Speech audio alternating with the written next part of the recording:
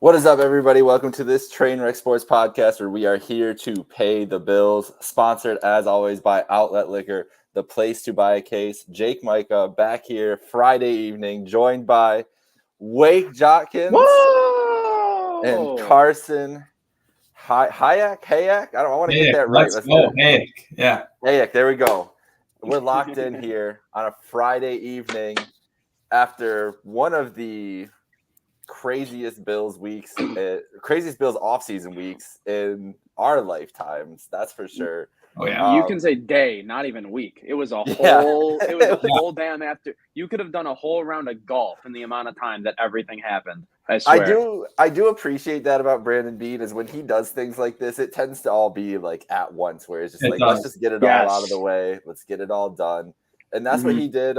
He did on this time around on Wednesday. We had we had a lot of releases and a kind of a changing of the guard, specifically on the defensive side of the ball. So if you were under a rock on Wednesday, the Bills released Tre'Davious White, Jordan Poyer, Mitch Morse, Nyheim Hines, Deontay Hardy, and Saron Neal. I touched on this a little bit Wednesday, so I want to hear from you both. We'll start with you, Wake, and then go to you, Carson. What was just your initial reaction? I mean, I guess starting off with Poyer, and then you could kind of tell it was, as everything kept trickling in, it was like, okay, there's going to be a lot coming. Like, everything's going to happen today. Like, we knew it was going to be all the pieces. And then finally, the last one, Tre'Davious White at the end, who hasn't been, obviously, he's a post-June 1 designation, so he hasn't gotten, like, an official goodbye from the Bills or anything like that yet, but he's going to be released as well. But, yeah, how did it go, like, as the afternoon kind of unfolded? Yeah, I mean, I'm at work, and I'm live streaming at work, and I'm hearing everybody come in and just say, hey, oh, wow, the Bills released this guy. And I'm getting the news in the chat. And I honestly thought, like, at a certain point, like, viewers were trolling me, is what I thought. I thought they were just like, oh, no, this person's gone. Like back when, like, the coaching hiring, the craziness was going on with that, someone came in and said, oh, Belichick to the Falcons. I'm like, I don't believe you for a damn second. Of course I don't. So I for a second, it was kind of that. But as the names kept coming in, I'm like, that's a name that just kind of makes sense, you know? Like when you sit back, I think the sticker shock of it all, and when Carson and I were on the last time a few weeks ago, I kind of said, like, losing Poyer and Hyde, it hurts more symbolically and maybe more in the locker room than it will on the field, because they were the first examples of key people coming to Buffalo and becoming the best versions of themselves. You hear that played over and over and over again on radio hits, whether it's Sal Capaccio or Matt Perino. Like, anybody who covers the Bills will say that people come to Buffalo to be the best versions of themselves. And I think it's more symbolic as opposed to anything. I'm not, from a talent perspective, and the people who are actually physically going to be on the field stopping the other team from scoring with the football, I'm not more concerned than I was before all of it happened, because I was coming into this offseason thinking we're going to have to replace at least one of Poyer or Hyde, probably both. We're probably going to have to move on from Tre'Davious White. Rasul Douglas has given us the luxury of being able to do that, as has Christian Benford, as has the option of bringing Dane Jackson back on a short-term cheap deal. Everybody else, I mean, Morse is the head scratcher. I think everybody can kind of agree on that. But Hines, Hardy, and Neal, I mean, like, Ty Johnson was proof in the pudding. You don't got to go too far to find a good RB3, and Ty Johnson was exactly that. Thank you for the the kickoff return for a touchdown post Damar Hamlin incident, Nyheim. But I feel like the Bills, respect to all of them, they're in the league for a reason. They contributed to the success of this team. The Bills will not have that hard of a time moving on from each and every one of these players outside of Mitch Morse. Okay. Yeah, I agree 100%. Like at first, so like I get home from school a little bit early at like 1 o'clock. And then at first I found out like I'm a huge Sabres fan. So Casey Middlestat got traded. I'm like, oh no. And then after that, like all the cuts happened for the Bills. And like, I don't know what was going on that day in Buffalo, but it was just crazy. So like every 20 minutes I check my phone and like guys would be getting cut left and right. But as far as like the players go, Wake, I'm 100% with you. These guys, you know, were staples of the Bills for since really the playoff drought was, you know, ended, besides, you know, Hines and Hardy. But like there was one thing Belichick, you know, once did that really stuck out to me, and that was he usually cut guys a year before it'd be too late. And I think that's kind of what the Bills did. They saw, you know, the age was really starting to become a factor, specifically with, you know, Hoyer, and then the injuries, you know, started stacking up for Trey. And I think it was, you know, a good time. Like I understand every single reason for cutting everyone besides Mitch Morse. Morse, I understand there's the cap hit and everything like that, but he was playing some really solid football still. And they're gonna, I believe the plan, excuse me, is to move Connor McGovern to center. So we'll see how that pans out. We'll see if they bring some competition. It was a crazy day, and I don't know if they're done, which is the crazy thing. So we'll have to see.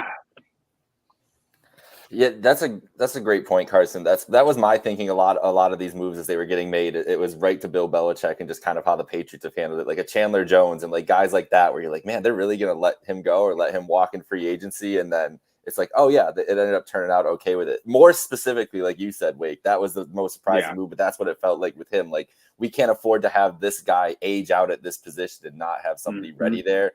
Such an important position to this team. Obviously, safety is an important position as well, but not as much as your center and what they're doing. And maybe that was their plan with McGovern last year all along, was to get him acclimated with this offense, acclimated with this line, and then turn it over to him, or at least see what him and Bates looked like together for a year compared to each other, and then go from there. Because the biggest head scratching thing with the Morse move was the Bates trade.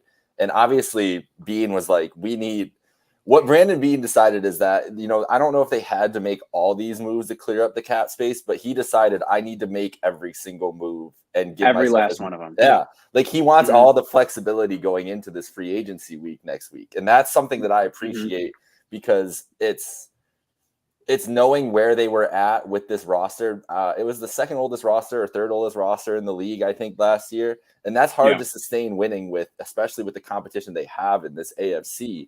And so I like, you know, it's a lot of it's Bean putting a lot of pressure on himself, right? Like he's putting himself on, not on a hot seat or anything. Like I don't think if things go like they did, like if they lose in the playoffs again next year, I don't think Brandon Bean's getting fired or anything like that.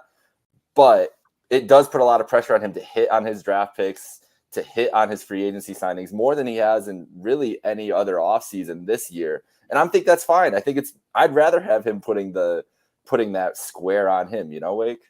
Yeah, no, 100%. And it's literally like he went to the buffet, and instead of, you know, having the opportunity to go for seconds or thirds, he just got a little bit of everything and put it on his plate all at one time. And he was like, I'm just going to sit down and I'm going to be good for the night now. I mean, like there are some things, you know, there's still some dessert he can get. There are some extensions and some restructurings. I'm sure a Josh Allen restructuring is in the cards here because, you know, they are still a little up against it with the cap. You know, Taylor Rapp signing, that's puzzling. I'm sure we'll talk about that in a little bit, but they're definitely going to still be adding to the safety room a little bit. And, you know, I'm seeing some people joining in on Instagram right now. Tommy T-shirt, Solly Dave. Any of you guys have any points you want to contribute to the conversation? Feel free. But like, I think it was time. This is a big, the Brandon Bean and McDermott came in and they said, we're building a culture. And not to say that Hyde and Poyer and Morse were part of a bad culture or cancers in the locker room or anything, but there is something to the idea that these guys, every time they left the field for the final time in a season, every time they were like, how the hell did that happen this time? And I think that maybe it could be nice to have some young blood, some new faces in the locker room? Will it be like an awkward freshman orientation, maybe a little bit? Yeah, I mean, like there's going to be some people who have to get to know each other a little bit. Dave Army asking if Hyde's retiring. I'm not sure if he's really retiring. It kind of, since the Bills haven't officially really like moved on from him, like officially, yeah. but Amanda Hyde, her sentiment was definitely that it was probably his last rodeo in Buffalo. That makes me think he might be, but that's purely speculation. And he's also, Dave, making some good points in the chat right now. Shout out Dave Army 152 on Instagram. He's loving that the Bills had the most rookie wide receivers try out for them so far. I mean, like they obviously know where their priorities need to be. And I think that going into free agency, is wide receiver the most intriguing? Is that the most intriguing position? Yes, maybe. Yeah, probably. Yeah. Well, maybe, or just off season as a whole, right? Off season as a whole. Yeah, I think you made a great point though. Like I haven't even thought about that. Like as far as the culture and like mentality of the team of like, oh, here we go again. How are we going to lose this time? And not that they were thinking that or anything like that, but in a close game, like countless times, it's like the fan base. How are we losing these games? I think that's a great point that you brought up. And I think it can only help to benefit, the team with a new mindset. And I feel like they have enough, veteran leadership still there from the ground, when they initially built the culture, that I'm not worried about the culture or anything like that. I think it really is going to be a new mindset, and it can only lead to better things down the road. So I'm looking forward to it. Well, that's the biggest thing that, like, the comparisons that I saw from people comparing it to two different Buffalo sports events when Andre Reed, Thurman Thomas, and Bruce Smith getting released in 2000, and also in 2007 with Chris Drury and Danny Briere leaving the Sabres. I saw a lot of tweets, a lot of content about comparing those two things. Get your numbers up. No shame in that. It's nothing close to that, bro. It's not even close to that. It's not even. That was franchise altering. This is that would be Josh Allen and Stephon Diggs deciding that they're leaving on the same day. Like that's what throw Matt Milano in with it. Exactly. Like those are. It would. That's the level that we're talking about now. We're Jordan Poyer, Tre'Davious White, and to I would say a lesser extent, Mitch Morse, important and experience to the experience of this offense or to this team, and important in this offseason as a move to like try to move on from because of money situation and age and everything else. All those things are true. They were important to the team, important to the culture, and it was also important that money wasn't on the books this year because they needed to get younger at all these positions. Like all those things can be true, but this is the middle of the Josh. This is not an end of an era. It's smack dab in the middle of the Josh Allen era. And if you want Josh Allen to succeed, you need to maximize it, and that's by getting younger. Josh is going to he's 27 this year. He's going to be turning 28. That smack dab in the prime of an NFL quarterback's career. And you can't go into that with the oldest roster in the league again. Like if you go back and look in NFL history, the oldest rosters in the leagues are not the teams that are perennially winning. And this team has not won to the level that everybody wants them to. I think Brandon Beane is more okay with where they've been at for the last 4 years than fans are. Like Brandon Beane has talked a lot about being very good for a long time and hoping you break through and get lucky. That's been a Bean statement for a long time. So they went, and the last couple of years they went all in.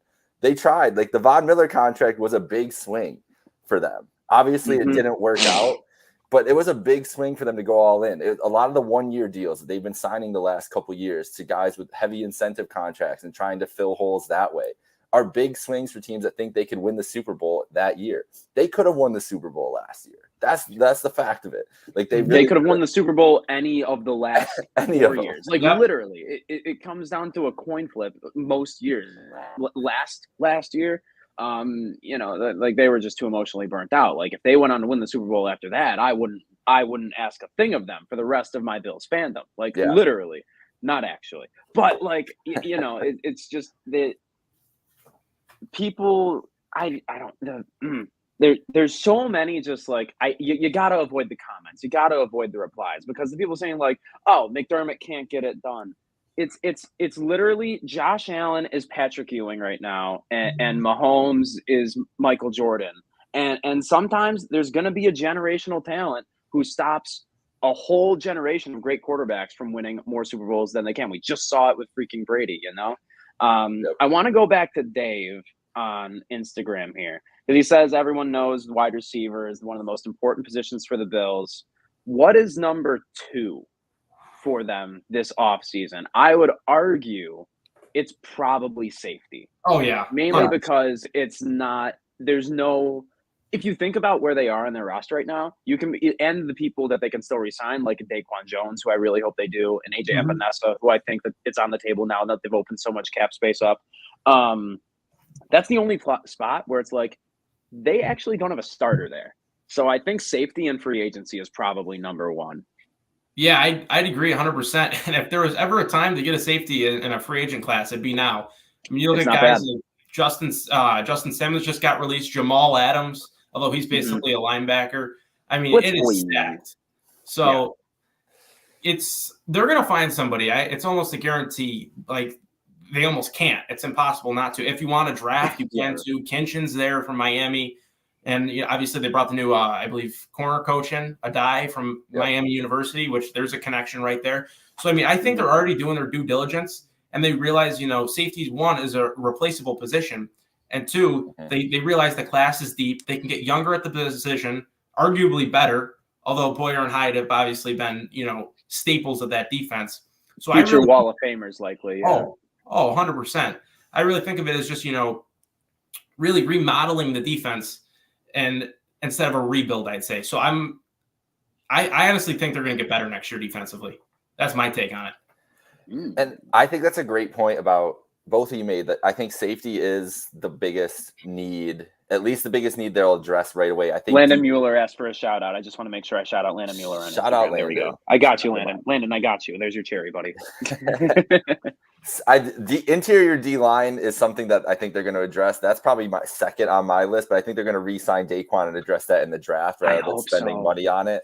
But the thing about safety position, they're definitely going to get a starter I think that they'll do it they'll get a guy in free agency and then get a guy in a later rounds to kind of project out and hopefully step in as a starter this year, but someone that they can develop over the next couple years too, next to Rapp and whoever they sign as a stopgap here. But I don't think they'll use a high pick on that. And I also want to give credit to Sean McDermott because there's obviously the 2 safeties, Poyer and Hyde, were such an important backbone of this defense and so important to the scheme and everything they did. And you have to give them that much credit, right? Like they were there. There was all this talk from everybody the last 7 years. Like the safeties in this scheme are so important. They do so much to disguise coverage and everything else. But what we know about Sean McDermott is he really is like a defensive guru, like a genius and a guy who can scheme everything. Do we really think that he can't come up with a defensive scheme this offseason that de-emphasizes the safeties and emphasizes the other parts of their defense, which are bigger strengths at this point? Like if Milano and Bernard are healthy and their corners are all healthy, if you have Benford and Douglas and Johnson all starting in that secondary, that's one of the best middles of your defense coverage wise, specifically in the NFL, like the ceiling of that. So you don't need all pro safeties. Like you really don't need, if the D line plays like they should, and they're going to emphasize the D line again, like maybe one of these signings that they can get with this money is getting Leonard Floyd back. Like that'd be a guy I'd love to see back. AJ Epinesa getting re-signed. Like those are types of things. As much as people don't want to see it, I don't want to see it in the first round, they're probably going to pick an edge rusher at some point in this draft. And they're probably going to pick an interior defensive lineman. They care about that defensive line, and they've emphasized that to a level. I think that they've kept the safeties around because of their leadership and still being able to play enough. But let's not act like they were all pro safeties this year, like and playing like that this year. And obviously Hyde has the injury issues, and even Hyde talked about like how hard it was for him to get ready for games every week, and with his neck issue, like he's talking like some weeks I didn't even know, like I wouldn't know up until really game time if I'd be able to go or not go. And they have that history, they have that pedigree, and they had the knowledge in the system, but they weren't emphasized as much in this scheme for the last couple of years. And that's why they brought in a Taylor Rapp last year and all these other things. So I'm not as worried about them finding a hole for the safety position, because I feel like McDermott's going to be able to figure out a way to revamp this defensive scheme almost. Yeah, no, I can understand that. And Blue Cheese Mafia Shop on Instagram, a lot of Instagram commenters, you genuinely love to see it, saying he thinks that Kyer Elam might get a tryout at safety. I don't know about Elam. Definitely Cam Lewis. I think that was like the buzz all of last year. I mean, Elam definitely could in training camp, and then maybe if not, I think he's probably a prime candidate to get traded during the offseason. Kyrie Elam is. Yeah. You know, we don't really see him on the field unless it's like absolutely necessary. And he's kind of like, it feels like he's like the Jameis Winston of quarterbacks. He's either picking it off or getting torched. So, you know, maybe a change of scenery could be in the cards for him here. But yeah, no, I think we deserve to, or Brandon Beane and Sean McDermott deserve some benefit of the doubt. And when you say that, people are going to go, oh, but what have they won so far? Well, you know, we've won the division 5 years in a row or so. So, I mean, they've at least done that. I do guarantee, though, like all these people, some people who are like, I know the overwhelming reaction to all of these moves happening at once was this was necessary. It had to be done. We saw it coming. But the minority who are very, oh, this team doesn't know what the hell they're doing now.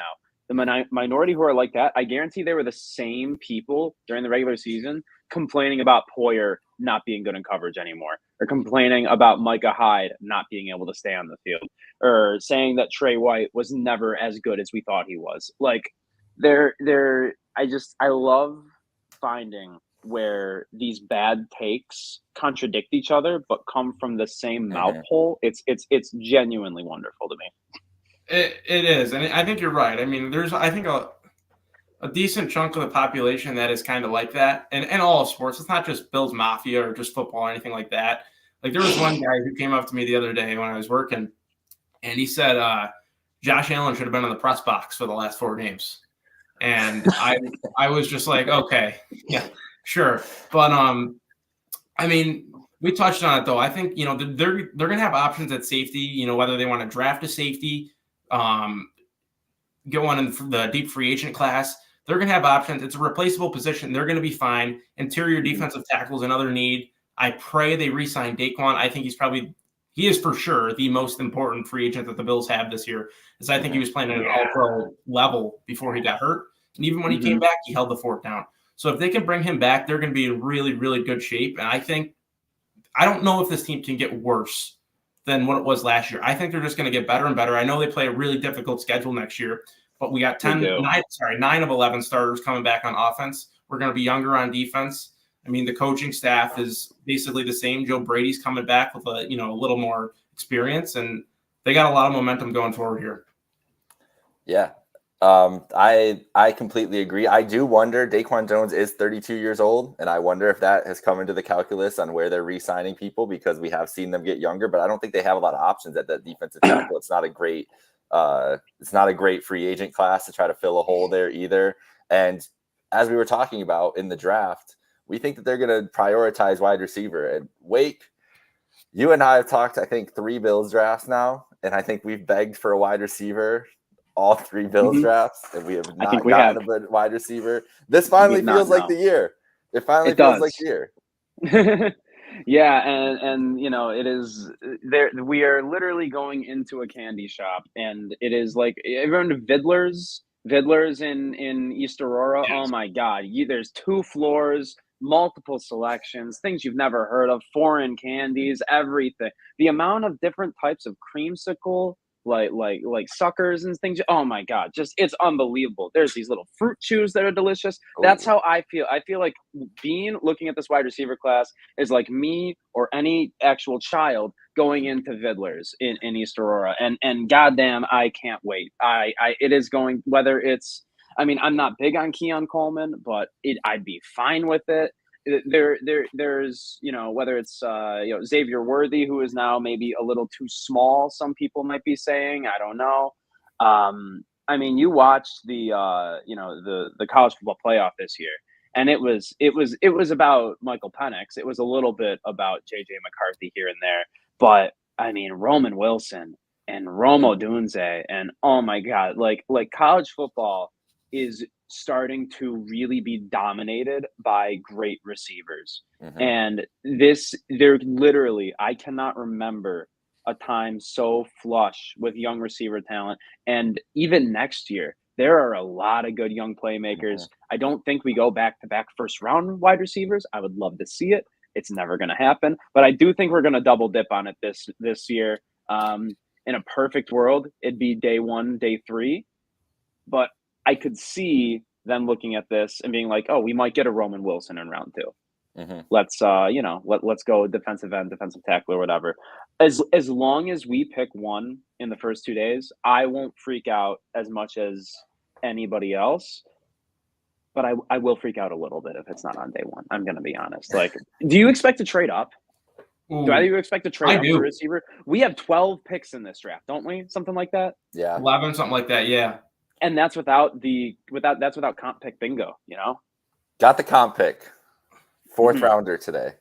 4th rounder? Oh, okay. It's just a little disappointing. It's a little disappointing because it was supposed to be a 3rd rounder. I don't understand how they decide these things. Right. Like everybody was like, oh yeah, Tremaine Edmonds contract, that's a 3rd rounder no matter what. And then NFL's like, nah, we'll give you a 4th for that. But yeah, they have all the options. I think they're going to trade up at some point in this draft. I don't think they'll use all 11 of those picks. Now, what I might be more privy to use all 11 of those picks just to load up as much as you can with young talent. Emphasizing getting younger, kind of thing. Yeah, but Brandon Beane, if there's a guy that he wants, he's going to go try to get him. That's what it comes down to, and especially and especially with the competition that's going to be around for getting some of these receivers, and if they know somebody, if they have intel that X team is picking, Xavier Worthy or Adonai Mitchell, if he gets to them, they're going to go make that move for them. So I wouldn't be surprised to see that. I hope that it's for a wide receiver if they're going to trade up. That's really the only thing that I would be. No, I can't imagine they would for anything else. Honestly, I wouldn't put it past him to hear that, if there's someone high on his board that he knows the Chiefs kind of like too. Yeah. He might play a little defense and trade up. Like this is the year to do it. If there's a guy you really, really, really believe in, you need to, more than getting them for yourself, you need to stop Patrick Mahomes from getting that receiver because look what they did last year. They looked bad in the regular season with the worst receivers that he might have for his entire career. And then he won the Super Bowl, and Rashee Rice is only going to get better. And, I think that it would be ignorant to give Andy Reid another shiny toy, gift it into his lap. Especially if someone's falling in that first round, Well, and that's what the Chiefs did. And the Chiefs did this 2 years ago to them. The Bills wanted Trent McDuffie. The Bills were locked in on Trent McDuffie. I will never forgive them for that. Got Trent McDuffie. And now we're talking about the Bills' first round pick getting traded or getting moved to safety on this very podcast. So it's a great point. The Bills need to be proactive in this if they have that intel. Carson, do you think that they'll go after somebody in free agency? Do you want to see them go after both? Do you want to see a free agent and a draftee? Because there are some options out there. I'm very much on the Curtis Samuel train if they can make the money work somehow. But there's a lot of wide receiver options out there that they could take a swing at. Yeah, I like Curtis Samuel too. I ultimately they're definitely going to, I think, do both. If I had to take a guess, I think it's probably going to be a lower end type of wide receiver, maybe a Kendrick Bourne, a guy like that, that type. And then I'm a huge Roman Wilson fan. I'm also a huge Rome Odunze fan. Those are my 2 go-to guys. If he falls past 12, I'm on the phone with every GM that's in the spot that's likely to pick him. So I love that. I think we're probably going to get I'd like to double up in the draft as well. Day 1 or day 2 specifically, and then take a shot in a deep wide receiver class in rounds 5, 6, 7. It can't hurt you. At the end of the day, I view draft picks as lottery tickets, especially in a year like this. You can cash in on, what do we have, 12 picks? If you can cash in on 4 of those as in really solid players that can start for you consistently, you're winning. You win that draft. So it comes down to, what do they plan as layout for the free agency? And there's obviously a lot of guys getting, or who will get the franchise tag, or who have gotten it, excuse me. And who they like in the draft. If they can just mix and combine both, double up, in my opinion, in the draft, and get a guy who's on the cheaper side with plenty of potential and high ceiling, and the free agency, I'm gonna love this offseason. So yeah, not only do I want them to do that, I almost don't know that they have a choice. Yeah. Like, I think they kind of put themselves in this, and like, you know, you're gonna need players every year, but you know, Stephon Diggs, Khalil Shakir, KJ Hamler are who could likely be their top 3 receivers as of this exact moment. Yeah. And that's rather terrifying. I'll be honest with you. Hamler as the wide receiver 4 would be fine. 5 would be perfect in my estimation. Mm-hmm. You know, I think the way I see it, I mean, last time you and I were on, Carson, I mentioned Noah Brown. Yes. Injured. Love that means discount. That means discount, baby. You know, a Noah Brown type, a Kendrick Bourne type, as you said. If I'm gonna pick like prototypes of receivers too, like where do I want to get certain guys? I don't want to draft a Gabe Davis type. I don't. I'd rather grab a Kendrick Bourne and have him be my big guy that will catch it not as much as I want him to. That's my preference for something like that. Whereas in the class this year, it's just all speed. It's literally is literally all speed. It's like all of them took Fun Dip before their combines and they just tested off the charts. Yeah, that's that. And you know, I'm not gonna get picky if, you know, they maybe go for the Curtis Samuel and then get a big bodied guy. I don't even know who's the big behemoth of a receiver this year in the draft, but you know, it's as long as they take, I want 4 new receivers in this room by training camp. That's basically what I'm saying. And I think Brandon Beane, like I said, I don't think he really has a choice in the matter at this point. Well, and they talked about wanting to be more explosive, and that was the biggest thing you could take away from the Beane exit press conference earlier in the season. They know that they have to get some weapons on the outside for this quarterback. They have that because they're set up everywhere else, right? Like when you have Dalton Kincaid show off the way he did, when you have Cook show up the way that he did, like they're not going to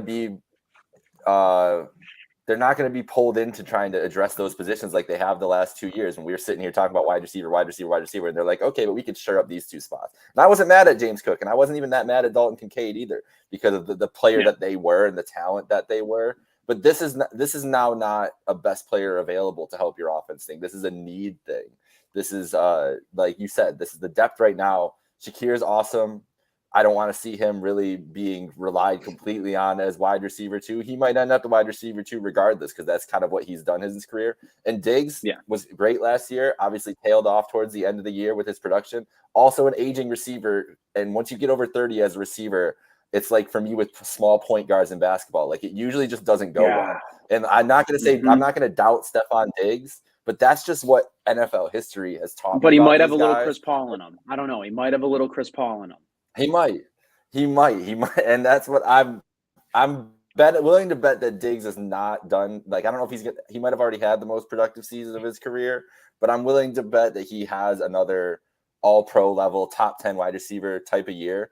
But when you talk about wide receiver free agents that we're going into, like Allen Robinson got released today. A couple years ago, I would have loved Allen Robinson. Odell was on. Oh my God, those are guys I don't really want them. I would love it, but I would rather have them go after a Noah Brown, like you said, who's 28 and hasn't been used a ton and has like the injury where they can get it a little bit on the cheaper side. There's a couple other guys here, like if they could go after Sterling Shepard. Well, I guess Sterling Shepard's 31. Yeah. I didn't realize Sterling Shepard's 31. That's crazy. Right? I thought he was like 27. Maybe take crazy? him out of there. He's a guy that, though, I would like to. But if it comes down to it, where you go after a guy like Odell or Allen Robinson, then that shows to me they're drafting somebody very early because that's a stopgap guy to help this year and hope that the young guy can come in and have an impact in the next couple years.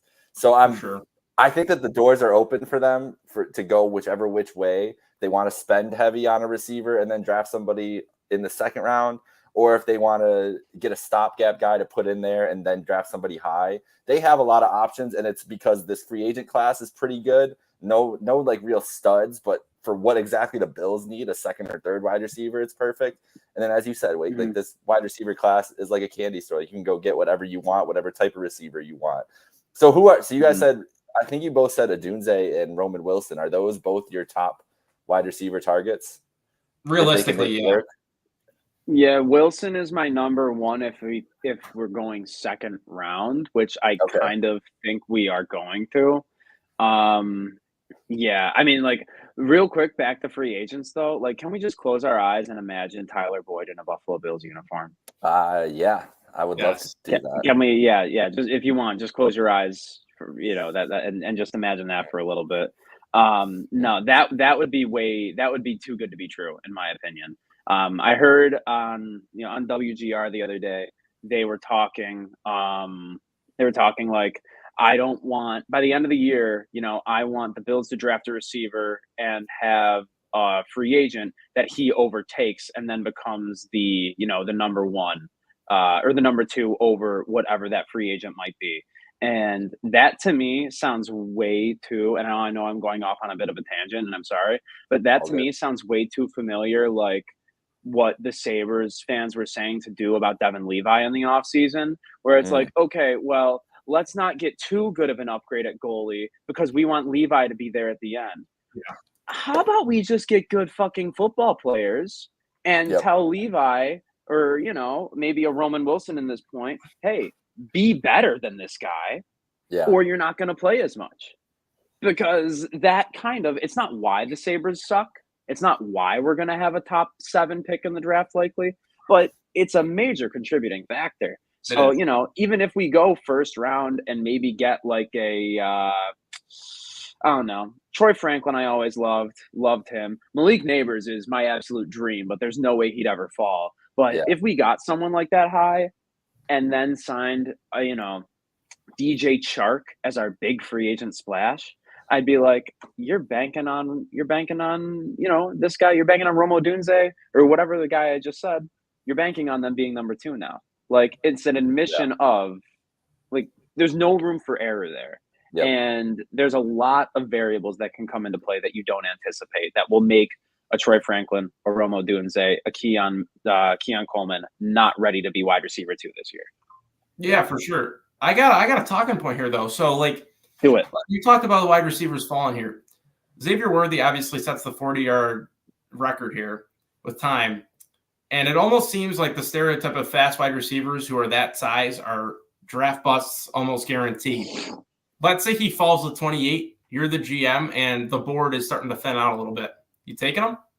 I'm extremely biased, but yes. I think I've loved Xavier. I watch Texas almost every week. My mom's a big Texas fan, so I've watched them closely. I've been huge on Worthy. I think the only reason he's below Mitchell this year, he was better than Adonai Mitchell for their first 2 years, and defense started queuing up on that, and Adonai Mitchell scored a bunch of touchdowns this year. I think if the Bills fall in love with Adonai Mitchell, that might end up being a mistake. I'm a little scared of the 165, but that speed is, that's the kind of game breaker he is. Like, he's gonna do that in game. That's what he's gonna look like. There's the highlight of him blowing by the guy in the Alabama game this year at Alabama. That's basically what he did for his first 2 years in college. So I would take that in a heartbeat. And I'm scared of him you talk about guys I'm scared of going to the Kansas City Chiefs. That's number 1 on the board. They don't need another Tyreek Hill. And I'm not saying he's going to be Tyreek Hill, but if you think about, like, you watch, obviously the Dolphins was the best offense in NFL history for 4 weeks this year. Kudos to them. But they were able to do a lot of things that made defenses, it was a lot harder on defenses, one of which being having 4 of the 7 fastest guys in the league all on their side of the football, one of them being in motion on every single play. And I think Xavier Worthy could allow us to bring a little bit of that Kyle Shanahan or Mike McDaniel little element of pre-snap motion more often and more successfully into this offense. I think, one of my least favorite arguments, and I think it makes more sense for physical acumen than it does for something like an Ohio State quarterback has never been good before. How can you ever draft an Ohio State quarterback? Well, CJ Stroud's good now, so y'all can shut the fuck up with that argument, okay? Yep. It takes one person to break the mold on an argument of this has never happened before. Xavier Worthy could be that dude. You can, though.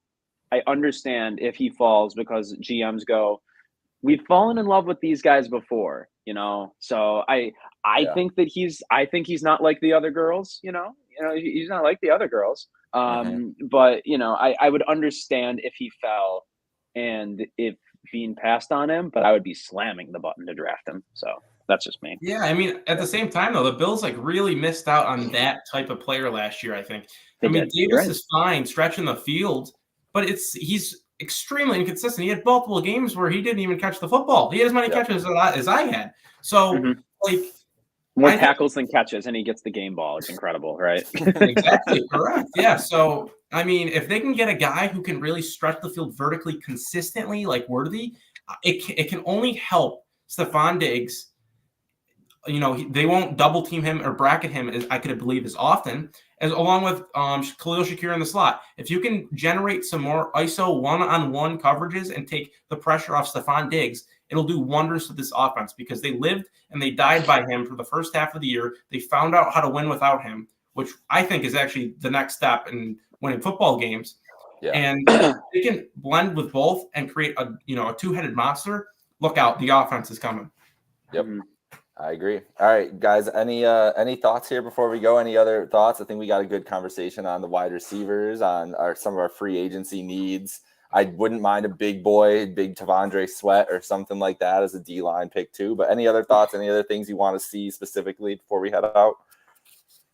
First off, I love that we spent 30 minutes talking about receivers. Yeah. I think that's I knew it was coming, but I love it. Yeah, I knew it. you just know. I would like to personally thank Von Miller for taking a pay cut, because that was unexpected, and ignoring everything that happened off the field potentially, let all that play out. It's going to be a lot more palatable to have Von Miller on the books for $8 million instead of the $17 million that it was going to be. And if he earns all of the incentives that get him up to 20, I mean, good for you. We probably won the Super Bowl, so who cares? Yep. I'd like to thank Von Miller as well, and welcome back, Mitch Trubisky. That's where I'm at right now. Yeah, we're still drafting Keaton Slovis. We're still drafting Keaton Slovis, Carson. I'm telling you that right now. Oh boy, Keaton Slovis. Yeah, you guys said it. You guys said it great. I think that's a great point. Like that was a nice move to see help the Bills cap space a lot right now. They're only over cap by $10 million right now. Like they can get that to about 25, 30, and we'll see what they do with some re-signings and everything else. I really want to see AJ Epineza back. Really want to see Daquan Jones back, and then go from there. Quentin Morris also back. Yes. Oh my God, tight end 3 of the year. Yeah, he's good for one game-winning touchdown every season. We're due for another one then. Hopefully week 1. All right. Well, we paid the bills. Shout out Outlet Liquor, your place to buy a case. It's Friday night. Get over to Outlet Liquor. Jake, your outlet. Wake, Carson, have a great night, folks.